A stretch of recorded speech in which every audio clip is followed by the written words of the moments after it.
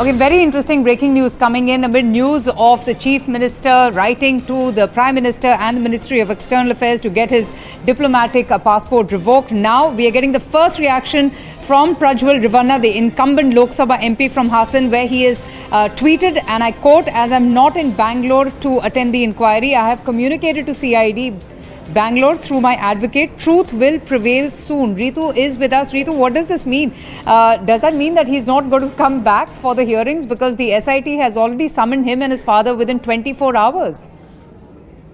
Well, you see, this is the very first reaction coming in from Prajwal Revanna, where he is saying that as he's not in Bengaluru to attend this whole inquiry in front of the SIT, but however, he has communicated to the CID in Bengaluru through his legal team, and that truth will prevail is what he is saying. Now there is altogether a different indication coming in from the Prajwal Revanna as well. So what we are also learning, of course, is that through this message, he's also somewhere made it very clear that his legal team has already sought a time of 7 days, to appear in front of the SIT. So he will, of course, will be traveling back, is what he is trying to indicate through his message on the social media, and that he will soon appear and return to India, though with lot that is happening here in the Karnataka politically as well. So needs to be seen how is this really going to pan out in the coming days. While True, but he has been accused of very serious sexual abuse. I mean, those complainants have already given their statements, or rather in the process of giving their statements. How can he not come back and attend the hearings? Will he be compelled to do so?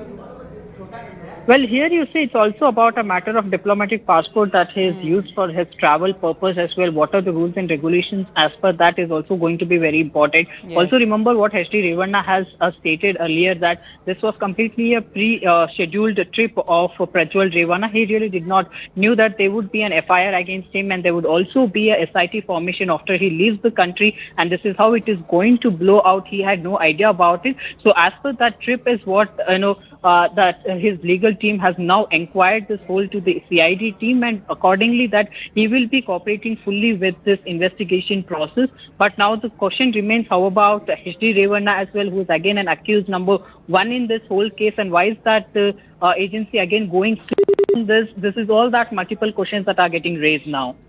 Oh, absolutely. But, on the other hand, there are also questions that are coming up for the BJP. On one side, they say that they stand for women's rights, their safety, their security, they back Nari Shakti. And then you have people like him, Prajwal Revanna, and those questions that are being raised from the opposition that, one has to walk the talk. And the BJP hasn't really cracked down on H.D. Revanna, who is very much here, or Prajwal Revanna. Also sense that how BJP is smartly also sidelining itself from this Ashok whole Gowda matter from the one BJP. by Ritu, just stay on with me. Ashok Gowda from the BJP is joining us right now on the broadcast. Sir, we've just heard right now that Siddaramaiah has written to the Prime Minister seeking immediate revocation of Prajwal Revanna's passport because he holds a diplomatic passport because of him being an incumbent MP. How do you respond? In fact, questions now being raised at the BJP for continuing to be in an alliance with a party that have been facing very serious sexual abuse charges. First, let me answer your second question. Yes. That that BJP is yet in alliance with JDS. See, we are in alliance with JDS, but Prajwal Revanna, because of Congress, I himself has said, because I campaigned, that is why Prajwal won. Till 4th of June, is an MP on the coalition partners of JDS and Congress in what happened in elections with when the Congress is asking us, what is the answer? And we are saying today. Issue with your audio. We'll just try and fix that. Mr. Gowda, we are having an issue with your audio. It's breaking. We will just try and re-establish contact with you in a bit. But Ritu, that's the question for all the, rhetoric on women's empowerment. You have the BJP seeming to be siding with men like Prajwal Revanna, who's facing such serious charges of sexual abuse. Then Brij Bhushan Singh, Kuldeep Sengar. That perhaps is what sharpens the Congress's attack against the BJP. You see, as we were discussing this earlier as well, somewhere here the BJP is trying to smartly also sideline itself from this whole case.